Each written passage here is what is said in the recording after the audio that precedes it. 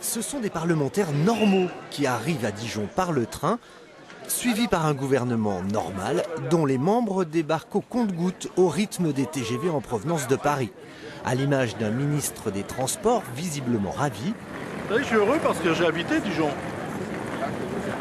Et donc d'y revenir, c'est toujours un bonheur, mais j'ai pris un abonnement finalement.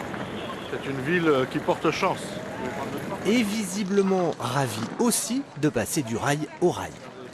L'intermodalité, c'est pas beau hein?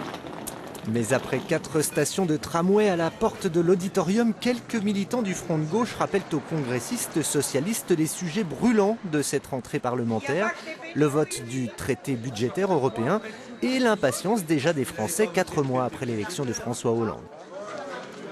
On ne peut pas, en 3 mois, changer 5 ans. Oui, ça je connais. François Rebsamen qui ensuite accueille ses hôtes et dans les couloirs, toujours ces discussions autour de l'urgence d'agir voulue par des Français confrontés à une crise qui n'en finit pas. Cette impatience est normale, vu le contexte dans lequel on se trouve. Je pense qu'il faut que nous soyons, nous, à la fois conscients de cette attente, des engagements que nous avons pris, et en même temps que nous sachions expliquer les mesures qui sont mises en place, expliquer que tout ne se règle pas en 4 ou 5 mois. Nous savions que la situation était difficile, il y a un héritage, et ce n'est pas en 3 mois que nous allons régler tous les problèmes, mais je crois que le programme de François Hollande, il va être appliqué, on le suit. C'est un moment important, cette rentrée parlementaire, toujours.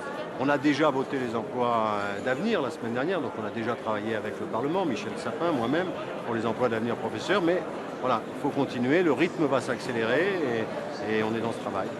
Et à l'évidence, malgré quelques dissonances à propos du traité budgétaire européen, le gouvernement devrait pouvoir compter sur ce Parlement dont la majorité est à gauche aussi bien à l'Assemblée qu'au Sénat, pour la première fois sous la Ve République.